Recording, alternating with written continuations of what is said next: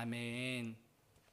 하나님 나라 6번째 시간입니다. 제목은요, 당신보다 나은 나로서는 설 수 없는 나라. 당신보다 나은 나로서는 설 수 없는 나라라는 제목으로 하나님 말씀 나누도록 하겠습니다. 여러분, 오늘 우리가 읽은 이 본문은요, 맥락이 존재하는 본문이에요. 1절 눈으로 보십시오. 예수께서 다시 비유로 말씀하셨다, 이렇게 되어 있다는 것 알 수가 있습니다.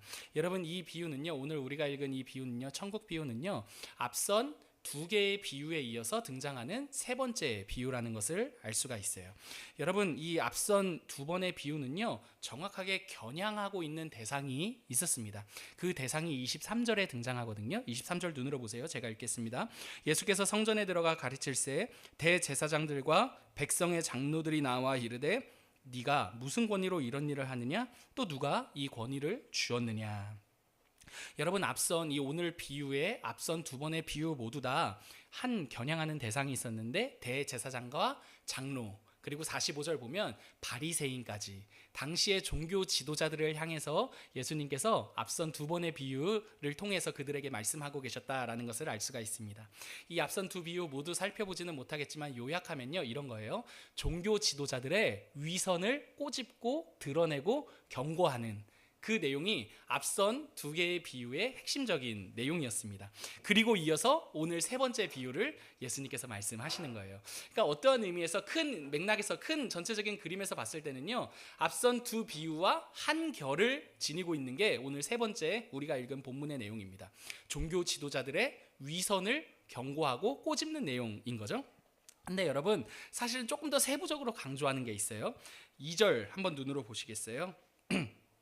2절 눈으로 보시면요, 제가 읽을게요. 천국은 마치 자기 아들을 위하여 혼인잔치를 베푼 어떤 임금과 같으니. 여러분, 앞선 비유와 달리 오늘 세 번째 비유에서 조금 더 세부적으로 예수님께서 그 종교 지도자들을 향해 경고하시는 건요, 천국을 가져다가 하나님 나라를 빗대어다가 그들의 잘못된 태도를 말씀하고 계신다라는 것을 생각해 볼 수가 있습니다. 이렇게 말씀하시는 거예요. 들어보십시오. 오늘 비유는요, 천국을 들어 종교자들의 그 위선이 얼마나 하나님 나라에 합당하지 않은지에 대해서 말하고 있다는 거죠. 그래서 이런 맥락이 되는 거예요. 너희 스스로가, 야 종교 지도자들, 너희 스스로가 지금 하나님 나라에 천국에 합당한 자라고 여기고 있는데 한번 하나님 나라에 대한 이 비유를 들어보고 누가 하나님 나라에 합당하지 않은 자들인지 한번 생각해봐라. 이렇게 말하는 게 오늘 비유의 목적과 핵심입니다. 여러분, 비유의 내용 그렇다면 한번 살펴볼게요. 3절이에요. 3절 같이 한번 읽어보실까요? 3절입니다. 그 종들을 시작. 혼인잔치에 오라 하였더니 오기를 싫어하거늘. 여러분 죄송합니다. 제가 약간 냉방병처럼 에어컨 바람이 코에 들어오면 살짝 장기침이 나거든요. 그래서 조금만 양해를 부탁드리겠습니다. 여러분, 오늘 3절 보시면 처음 비유의 시작이 이제 이렇게 시작되는 거예요.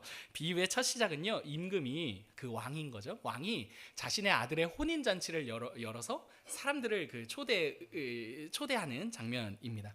여러분, 이 혼인잔치는요, 사실 어느 날 갑자기 왕이 혼인잔치를 열겠다 하고 딱 요이 땅 하고 시작하는 혼인잔치는 아니었습니다. 여러분, 오늘날에도 결혼하기 직전에 몇 달 전부터 청첩장을 돌리면서 결혼을 예고하지 않습니까? 당시에도 마찬가지였어요. 당시에도 왕이 어떤 혼인잔치와 같은 큰 행사는 미리 초청을 합니다. 그리고 그 초대에 응한 사람들의 명단을 가지고 있습니다. 그리고 그 잔치를 열었을 때 초대에 응한 사람들이 그 잔치에 이렇게 들어오는 게, 참여하는 게 이 당시에 일반이었던 거예요. 그래서 때문에 여러분, 이 임금이 하는 일이 무엇이냐면 혼인잔치를 연 후에 그 리스트에 있는 사람들에게 너희 오기로 했지? 하면서 그 사람들을 초대합니다. 오기로 했으니까 이제 와야 돼. 혼인잔치를 열었어. 이렇게 말하는 거죠. 종들을 보내서 혼인잔치에 오라고 하는 거죠. 사실 어떠한 의미에서 이 요청은요, 단순한 요청은 아닐 거예요. 왜냐하면 왕이 자신의 혼인잔치를 열었고 거기에 응한 사람들에게 이제 혼인잔치를 열 거야 라고 말하는 건 사실상 명령에 가깝습니다. 그렇지 않습니까? 왜냐하면 왕이기 때문이에요. 왕이기 때문에. 그런데 이미 사전에 강제적인 것도 아니었습니다. 명령이라고는 하지만 강제적인 건 아니었던 거죠. 먼저 응답을 받았으니까. 사전에 혼인잔치에 참석했다고 했던 이미 응답했던 그 사람들의 반응이 굉장히 의외의 반응이 등장합니다. 3절을 다시금 눈으로 한번 보세요. 그들의 반응이 어떻습니까? 오기를 무엇했다? 싫어했다라고 말하고 있는 거죠. 그러니까 그 한마디로 거절했다는 거예요. 거절. 왕이 혼인잔치를 열고 아들의 혼인잔치를 열고 초청했는데 거절, 거절 이렇게 하는 게 오늘 이 비유의 내용의 첫 장면인 거죠. 그러니까 이 초대를 거절했다는 소식을 종들로부터 들었을 거 아닙니까? 왕이. 그러니까 이 왕이요, 참 마음도 좋아. 다시금 또 다른 종들을 그 사람들에게 보냅니다. 그래서 이렇게 말해요. 들어보세요. 내가 혼인잔치에 필요한 모든 것을 준비했어. 그렇게 모든 것을 준비함으로 혼인잔치를 열었으니 이제 혼인잔치에 와라. 이렇게 말합니다. 근데 여러분, 그렇게 두 번째 다시금 초대를 받은 그들의 반응이 앞선 그 거절보다 더 노골적인 거절을 합니다. 두 부류가 있어요. 세 부류가 있는데 첫 번째 부류는 자기 밭으로 갑니다. 그리고 두 번째 부류는 자기 사업하러 갑니다. 마지막이 과관입니다. 마지막은 그 종들을 모욕한 거에 모자라서 죽이기까지 한다는 겁니다. 여러분 6절 한번 같이 읽어볼게요. 그 장면이 6절에 등장해요. 시작. 그 남은 자들은 종들을 잡아 모욕하고 죽이니. 여러분 왕의 말을 듣고 각자의 갈 길을 간 사람은 그래도 좀 나은 사람이었어요. 왜냐하면 그보다 더 노골적으로 왕의 초대를 거절한 사람들이 이 6절에 등장하기 때문인 거죠. 이 사람들 어떻습니까? 왕의 말을 대신 전하는 그 종들을 잡아 모욕했습니다. 모욕한 것뿐만 아니라 어떻게까지 해요? 죽이기까지 했다고 말합니다. 여러분 이 말은요, 왕의 명령을 더 이상 듣지 않겠다라는 의미라는 것을 우리가 생각해 볼 수 있어요. 이 사람들은요, 더 이상 왕의 다스림을 받는 백성의 위치에 있는 사람들이 아니라는 거죠. 그렇죠? 사실상 그 종은요, 여러분 왕의 명령을 들고 간 종은 사실상 누구와 마찬가지인 겁니까? 왕과 마찬가지인 거죠. 그렇죠? 왕의 명령을 들고 갔으니까 왕의 말을 대신 전하는 그 순간만큼은 왕의 지위와 왕의 권위로서 말한다는 것을 알 수가 있죠. 왕이 왔는데 왕의 말을 하는데 왕의 말을 모욕하고 죽이는 게 오늘 이 장면의 이 비유의 장면이라는 것을 알 수가 있습니다. 여러분 그들은요 더 이상 왕의 다스림을 받지 않겠다라고 결정한 것입니다. 왕의 다스림을 거절한 것입니다. 실제로 여러분 오늘 7절 보시면요, 임금이 노했어요. 군대를 보냈어요. 그 살인한 자들을 진멸했어요. 근데 그 진멸한 그 동네를 그 동네라고 표현이 되어 있는데 사실은 헬라어로 직역하면 그들의 도시예요. 그들의 도시. 그러니까 여러분 이미 그들은요 자신들의 왕의 다스림을 받는 자들이 아니라 누구의 도시를 살던 사람입니까? 자기들의 나라를 살던 사람이었다라는 것을 알 수가 있습니다. 그들은 더 이상 왕을 왕으로 여기지 않았던 거고요. 이미 자신들이 다스리는 자신들의 나라를 살고 있었다라는 게 오늘 이 사람들의 형편이었다라는 것을 추측해 볼 수가 있는 거죠. 때문에 여러분 왕의 초대에 응하지 않았다라는 것은요 단순히 이 사람들이 초대를 거절합니다 이런 정도의 내용이 아니라 왕의 다스림을 명백하게 거절하는 반역이었다라는 것을 알 수가 있어요. 여러분 우리가 이 비유를 이미 잘 알고 있듯이요, 여기서 등장하는 왕은 누구를 가리키는 거죠? 하나님을 가리킨다는 것 알 수 있어요. 하나님의 초대에 응하지 않은 자들은요, 이 비유가 겨냥하고 있는 당시 종교, 이스라엘의 종교 지도자들이라는 것을 생각해 볼 수가 있어요. 하나님 나라의 잔치가 되신 예수님을 보고서도, 하나님 나라의 진짜 잔치 예수님이시잖아요. 예수님을 보고서도 종교 지도자들이 알아보지 못하고 거절한 것을 오늘 비유를 통해 예수님이 말씀하고 계신 거죠. 종교 지도자들은요 스스로 이렇게 생각했어요. 우리야말로 하나님의 백성이지, 우리야말로 하나님께 속한 하나님 나라의 사람들이지, 이렇게 생각했던 거죠. 하지만 정작 그들은요 하나님 나라가 아닌 자기들의 나라를 사는 자들이었다라고 예수님께서 비유를 통해 말씀하고 계신 거예요. 그래서 하나님께서 보내신 그 정당한 초대가 되시는 예수님에 대해 응하지도 않고 그 왕의 다스림을 거절하고 이후에는 그 예수님을 죽이기까지 하는 거죠. 여러분 때문에 오늘 비유를 통해서 알 수 있는 하나님 나라에 합당하지 않은 첫 번째 부류에 대해서 이렇게 생각해 볼 수 있을 것 같아요. 여러분 하나님 나라에 합당하지 않은 첫 번째 부류 어떠한 사람들입니까? 하나님의 다스림을 거절하는 사람들이라는 것을 생각해 볼 수 있어요. 여러분 왜 그러냐면 왕의 초대를 거절한 것은 단순히 그 초대에 응하지 않은 것이 아니라 왕의 다스림을 거절하고 우리의 나라를 살겠다라는 반역이기 때문이죠. 사랑하는 성도 여러분, 어떠한 자가 하나님 나라에 합당하지 않습니까?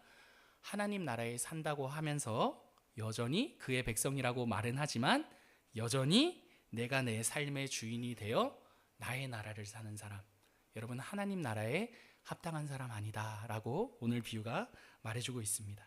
여러분 하나님 나라는요, 하나님이 주인이 되시는 나라인 거죠. 여러분 하나님 나라는요, 하나님이 왕으로 다스리는 나라인 거죠. 그러므로 여러분 우리가 천국을 삽니다 라고 할 때 이 말의 동의어는요, 하나님이 다스리는 삶을 삽니다와 동일한 동의어라는 것을 알 수가 있습니다. 여러분 근데 이 말이요, 사실 하나님이 우리 인생을 다스리는 천국, 하나님이 우리의 삶을 다스리는 게 천국이고 하나님 나라다라는 이 말은요, 사실 굉장히 복음이라는 것을 생각해 볼 수가 있어요. 여러분 한번 생각해 보세요. 여러분 우리가 우리의 삶을 다스리는 인생을 살 때 여러분 어떨까요? 여러분 막연하게 생각해 보면 하나님이 우리를 다스리시는 인생, 우리가 우리의 삶을 다스리는 인생 생각해 보면 후자가, 우리가 우리의 인생을 다스리는 인생이 더 자유롭고 뭔가 더 그래도 나을 것 같은 이런 막연한 생각을 하게 됩니다. 근데 여러분 이 둘을 한번 곰곰이 곱씹어 보며 생각해 보면 좋겠어요. 여러분 우리가 우리 인생을 다스리는 삶 한번 민낯을 생각해 봅시다. 사랑하는 성도 여러분, 우리가 많은 연수를 살아오신 우리 믿음의 선배님들도 계시고 이제 중년을 지내시고 청년의 시간을 지나시는 여러분들 계신데, 여러분 한번 생각해 보세요. 우리의 삶을 돌아볼 때 우리가 살면 살수록 깨닫는 것이 무엇이죠? 여러분 다들 벌 받으러 오셨나요? 다들 고개 숙이시고 여러분 생각해 보시죠. 우리가 살면 살수록 깨닫는 것이 무엇입니까? 우리가 참 실력이 부족하다는 것이죠. 그죠? 여러분 어느 정도 시간을 지나시면 아마 내 자신에게 깊은 실망을 하신 그 인생의 어떤 결과가 있다라는 것을 알게 되실 것입니다. 여러분 우리가 우리 삶의 주인이 되어 우리 삶을 막 주관하면서 살아온 그 삶에 반드시 만나는 것이 무엇이냐 하냐면 한계입니다. 한계. 그렇지 않습니까? 참 내가 어떻게 해보면서 살아온 이 삶이 참 내가 내 손으로 거두어들인 이것들이 참 이것밖에 안 되는구나, 내 실력이 이것밖에 안 되는구나 라는 내 스스로의 한계를 마주하게 됩니다. 여러분 당장 내가 제일 가깝게 지낸 나의 가정들을 한번 생각해 보세요. 여러분 나를 낳아주신 그 부모님, 여러분 어떻습니까?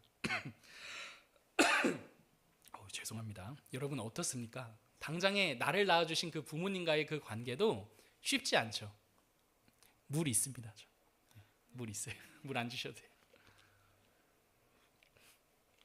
여러분 어떠신가요? 당장에 나를 낳아주신 그 부모님과의 그 관계에서도 한계를 맛보죠. 여러분 내가 살면서 내가 제일 잘한 일이라고 여긴 자녀를 낳은 일, 자녀와의 관계에 있어서도 한계를 맛봅니다. 그렇지 않습니까? 여러분 우리가 우리 인생의 주인이 되는데 우리가 점차 우리가 우리 인생을 보며 깨닫는 것 한 가지는, 분명한 한 가지는 무엇이냐면 우리 인생의 한계입니다. 한계. 여러분 정말 사랑해서 만난 남편과 아내거든요. 제 기억납니다. 하늘에 별도 따다 줄 것 같이 해가지고 제가 어떻게든 해가지고 결혼을 했거든요. 여러분들 쉽지 않습니다. 그죠? 정말 사랑해서 만난 그 사람과도의 관계가 쉽지 않은 게 우리의 실력이라는 것을 알게 됩니다. 여러분 우리가 우리 삶의 주인이 된다는 게 얼마나 비극적이고 무서운 말이라는 것을 기억해야 할 것입니다. 여러분 때문에 이렇게 우리가 우리 삶의 주인이 됐을 때 우리 스스로 어떻게 할 수 없는 우리의 그 삶에 하나님이 우리 삶을 다스리시고 우리의 삶의 주인이 되어주신다는 것은 어떠한 소식입니까?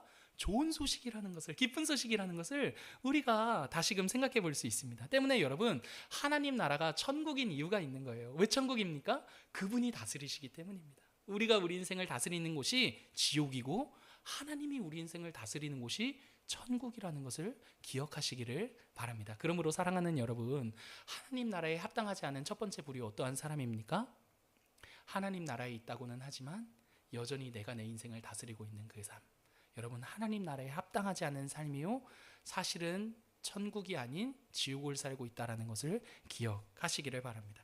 여러분, 오늘 본문 여기서 끝이 아니죠. 이어서 천국에 합당하지 않은 두 번째 부류가 등장해요. 사실 저는 이 두 번째 부류를 더 여러분들과 집중해서 나누고 싶거든요. 한번 8절부터 10절까지 같이 한번 읽어보시겠습니다.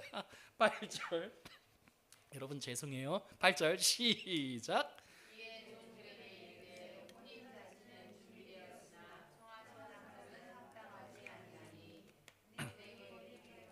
사람을 만나는 대로 혼인잔치에 청하여 오라 한데 종들이 길에 나가 악한 자나 선한 자나 만나는 대로 모두 데려오니 혼인잔치에 손님들이 가득한지라.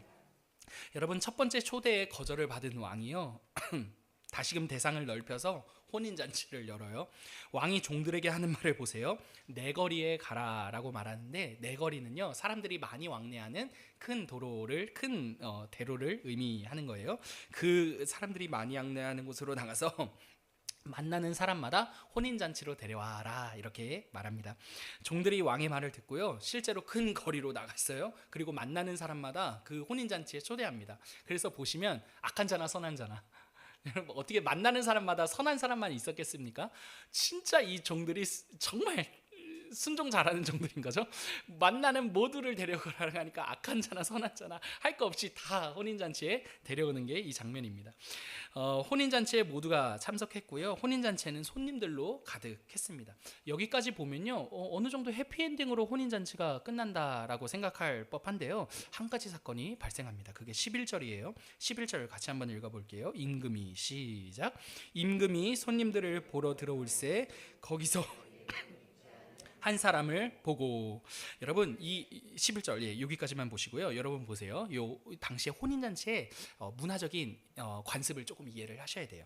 여러분 당시 혼인잔치는요 주최자가요 모든 혼인잔치를 열어요. 모든 것을 준비해요. 그리고 어디까지 준비하냐면 이 잔치에 참여하는 예복까지 준비합니다. 때문에 큰 거리에서 만나는 사람들 모두 혼인잔치에 초대받아 바로 올 수가 있었던 거예요. 왜요? 예복까지 거기서 준비를 해주니까. 막 여러분 어떤 뭐 다양한 옷들을 입었을 거 아닙니까? 그리고 신분에 따라서 그 당시에는 옷이 정해졌기 때문에 뭐 신분이 낮으면 허름한 남루한 옷을 입었을 거고, 신분이 좋으면 나름 좋은 옷을 입고 막 다양한 사람들이 왔을 거 아닙니까? 근데 상관없이 어쨌든 예복이 준비되었기 때문에 거리의 모든 사람들을 불러다 바로 혼인잔치에 참석시킬 수 있었던 거죠. 그리고 그 초대에 응할 수도 있었던 거죠. 그런데 혼인잔치에 참석한 왕이요 잔치를 이제 둘러보는 거예요. 배설자니까 다 이렇게 잔치를 둘러볼 거 아닙니까? 둘러보던 중에 한 가지 사건이 발생하는 거예요. 그게 뭐냐면 그 혼인잔치에 합당한 예복, 이미 준비된 예복을 입지 않은 한 사람을 발견하게 된 겁니다. 여러분 이 예복을 입지 않았다라는 이 장면을요 당시에 제가 설명드렸던 그 혼인잔치의 이 관습과 연결지어서 한번 생각해 보시기를 바래요. 여러분 이 사람에게도요 분명 주최 측에서 준비해 놓은 예복이 있었을까요, 없었을까요? 있었을 것입니다. 그럼에도 여러분 그럼 질문이 생기는 거죠. 그럼에도 왜 이 사람은 예복을 입지 않았을까요? 여러분 예전에 제가 예전에 아주 예전에 이 본문을 묵상했을 때 이 장면을 보면서요 제가 이런 생각을 했어요.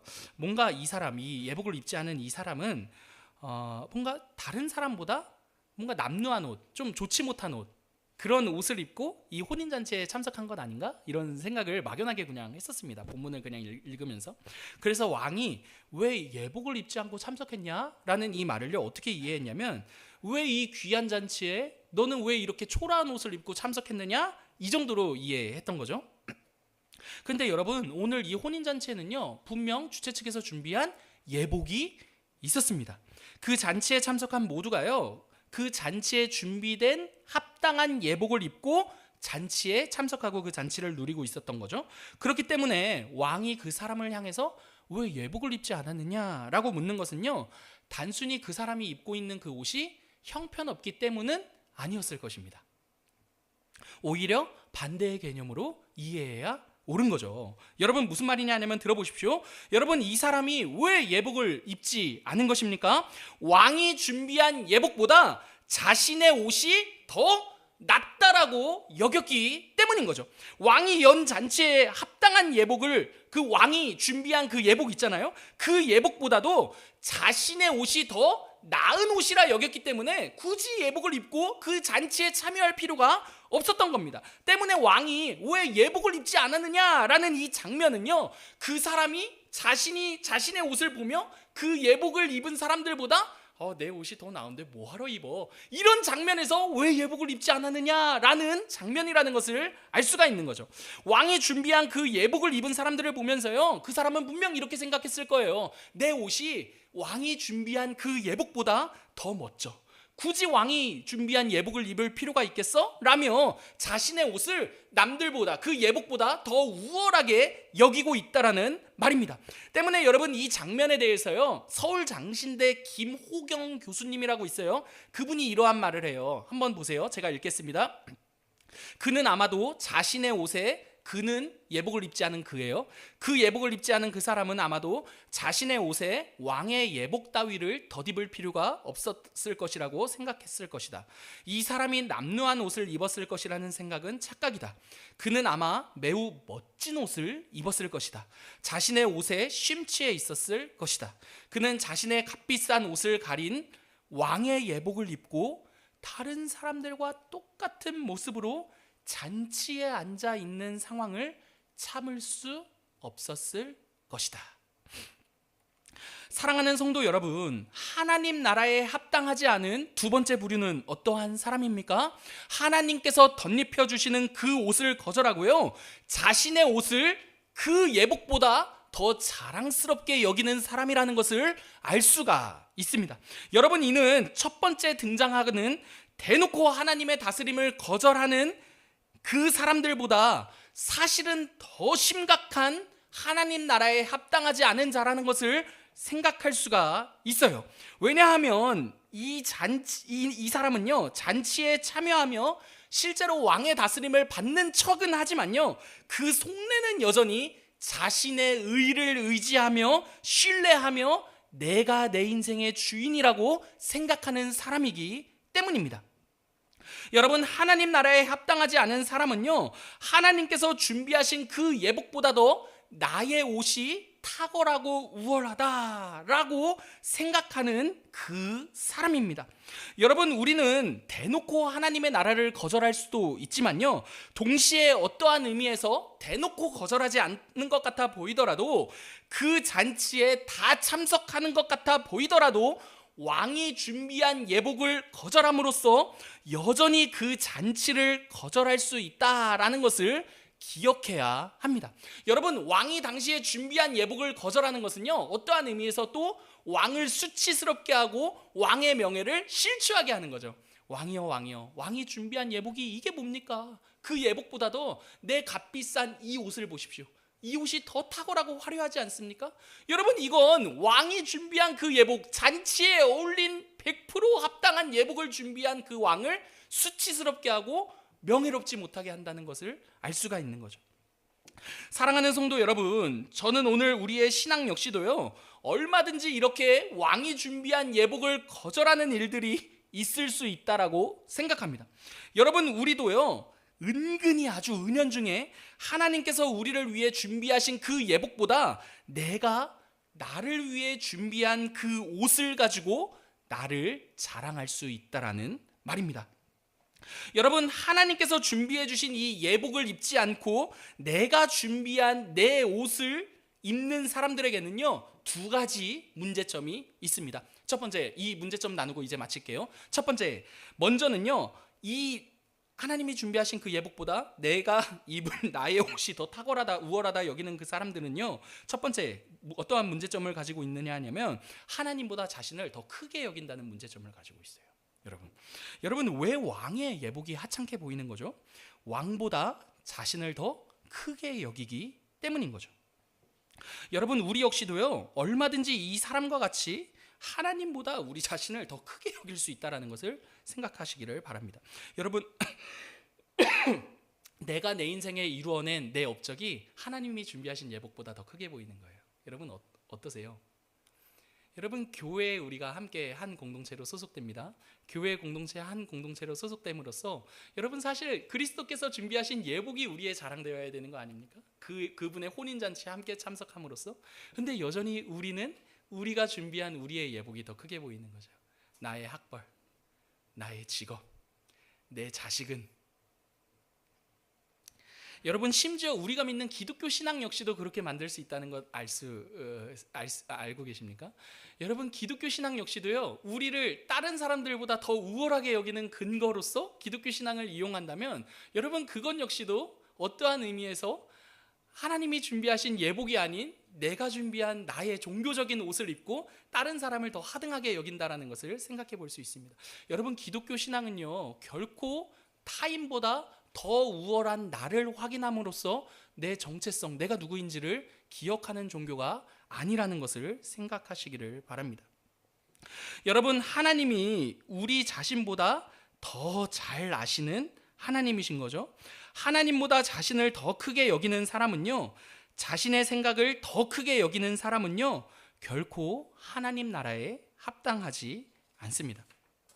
여러분, 두 번째 문제점으로는요, 하나님이 준비하신 예복이 아닌 내가 준비한 그 옷을 입은 그 사람의 두 번째 문제점은요, 예복을 입고 참석한 다른 사람들보다 자기 자신을 더 우월하게 여긴다는 것입니다. 여러분, 그 사람이 또다시 질문해 볼게요. 왜 왕이 준비한 예복을 입지 않고 그 혼인잔치에 참석한 것이죠? 자신이 입은 옷이 잔치에 더 적합하고 어울린다고 생각했기 때문인 거죠. 그렇다면 여러분, 그 사람이 자신의 옷을 입고 참석한 내 옷이 예복보다 더 탁월해, 더 우월해 라며 그 자신의 옷을 입고 그 잔치에 참석한 그 사람이 그 왕이 준비한 예복을 입은 사람들을 보며 어떠한 생각을 했겠습니까? 이 정도 예복밖에 못 입다니, 예복을 입은 그 사람보다 내가 더 우월하지, 내가 더 나아, 이런 생각을 했을 것 아니겠습니까? 나는 너희가 입은 그 예복보다 더 괜찮은 옷을 입고 있고, 그렇기 때문에 나는 너희들보다 더 나은 사람이야, 더 괜찮은 사람이야 가 바로 그 사람이 가진 생각이라는 말입니다. 여러분, 당시의 옷은요, 그 사람의 신분과 더 연결이 되어 있기 때문에 그 사람은 더 그렇게 생각했을 것입니다. 나는 너희와 달라라고 말입니다. 여러분, 이러한 태도는요, 우리들에게도 얼마든지 나타날 수 있다라는 것을 생각하시기를 바랍니다. 여러분, 늘 우리가 살면서 누군가를 비난하잖아요. 비난해 보신 적 없으세요, 여러분? 여러분, 우리가 살아오면서 누군가를 비난하지 않습니까? 비난하는 우리들의 모습을 보면요, 가만 보십시오, 여러분. 그 모습을 보면 그 비난 안에는요, 우리가 그들보다 너보다 더 나은 옷을 입고 있어라는 우월감으로부터 비롯되어 있다라는 것을 알 수가 있습니다. 여러분, 두 사람이 싸우는 것을 가만 보십시오. 여러분, 얼마 전에 싸우신 일 있으세요? 여러분, 한번 생각해 보세요. 왜 싸웁니까? 싸움은 왜 일어납니까? 나는 너처럼 그렇게 살지 않아. 여러분, 그래서 일어나는 게 싸움입니다. 똑같으면 뭐 싸울 일이 있겠습니까? 여러분, 대부분의 싸움들이요, 내가 너보다 더 괜찮기 때문에 일어나는 겁니다. 여러분, 보통은 그렇습니다. 모든 싸움이 그렇다는 건 아닙니다. 하지만 여러분, 보통은 그렇습니다. 내가 너보다 낫기 때문에, 내가 너보다 괜찮기 때문에 일어나는 싸움이 바로 부부싸움입니다. 네, 여러분, 그렇습니다. 대부분의 싸움이 그렇죠. 내가 너보다 더 괜찮으니까 일어나는 싸움인 거죠. 부부간에 일어나는 싸움이라든지 친구 간에 일어나는 싸움이라든지, 여러분 가만 생각해 보면요, 내가 너보다 더 괜찮은 사람이기 때문에 일어나는 싸움입니다. 누군가를 비난할 때도 마찬가지입니다. 내가 가진 우월감이요, 스스로 더 특별하다고 여기는 그 생각이 남을 더 쉽게 비난하게 만듭니다. 여러분, 이런 우월감은요, 남을 쉽게 비난하게 만드는데, 여러분, 우월감의 또 다른 이름이 뭔지 아십니까? 열등감이거든요. 열등감. 왜냐하면 내가 기준이 돼서 내가 남들보다 나아지면 우월감이고, 내가 남들과 비교해서 못나면 열등감이거든요. 여러분, 열등감은 절대 겸손이 아닙니다. 우월감의 또 다른 얼굴이에요. 얼마든지 내가 남들보다 잘나지면 얼마든지 우월감을 느낄 수 있게 만드는 게 열등감입니다. 여러분, 열등감은요, 나를 공격하죠. 나를 비난하죠. 여러분 이렇게 무엇인가를 비난함으로써 나의 정체성을 찾는 것은요, 여러분 하나님 나라에 합당한 자의 모습이 아닙니다. 여러분, 사랑하는 성도 여러분, 하나님 나라는요 절대 내가 만들어 놓은 그 기준, 내가 만들어 입은 나의 옷을 가지고서요 그러한 옷을 입지 못한 사람을 비난하는 것으로 내가 누구인지를 기억하는 나라가 아닙니다.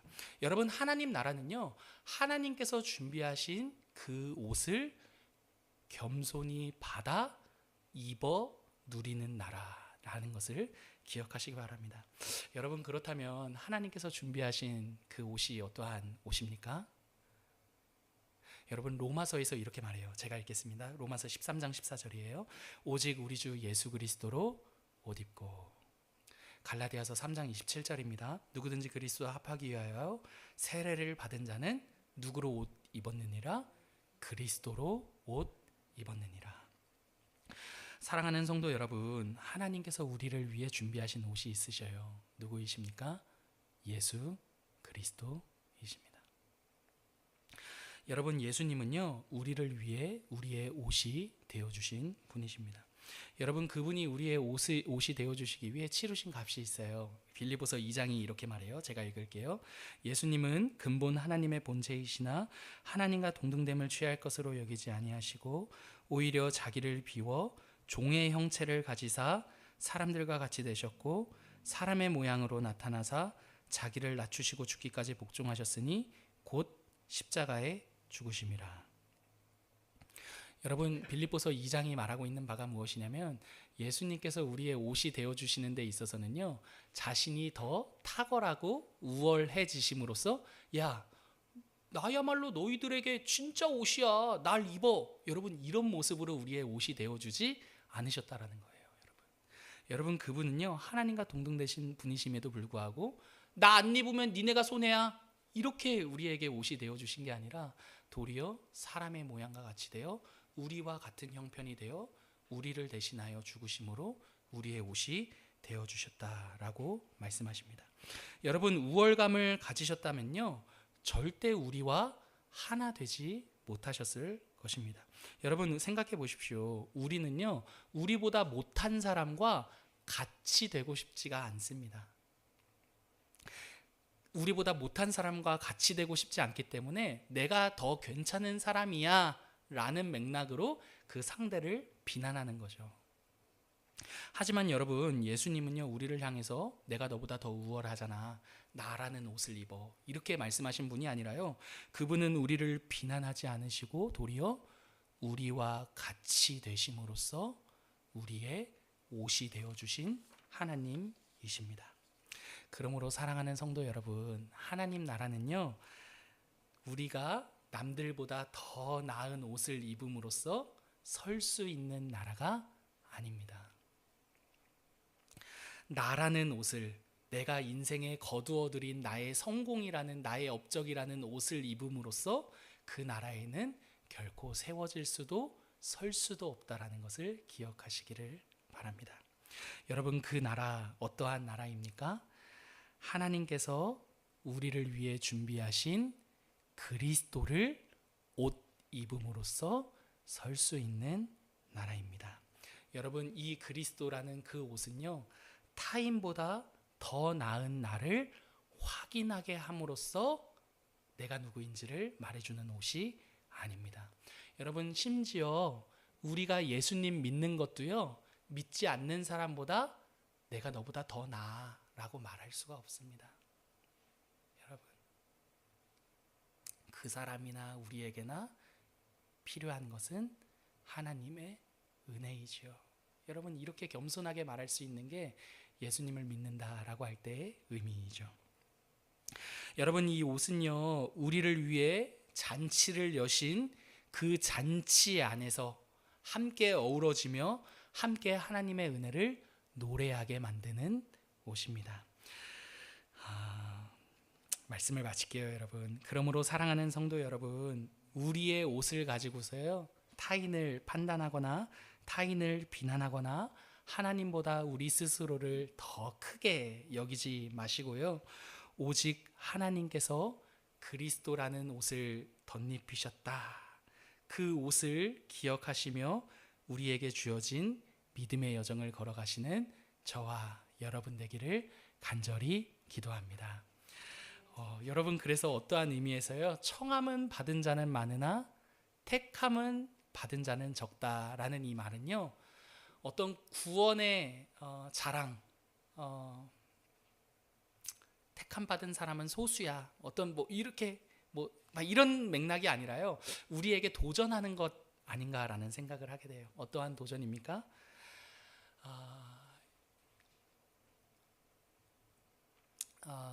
그리스도라는 옷 외에 자랑하는 사람들은 굉장히 많아. 그런데 그 세상 한복판에서 그리스도를 옷 입었다라는 그 사실을 가지고 그 사실을 자랑하고자 하는 그 사람들은 굉장히 적은 것 같다. 너희가 그러한 길을 걸을 수 있겠느냐?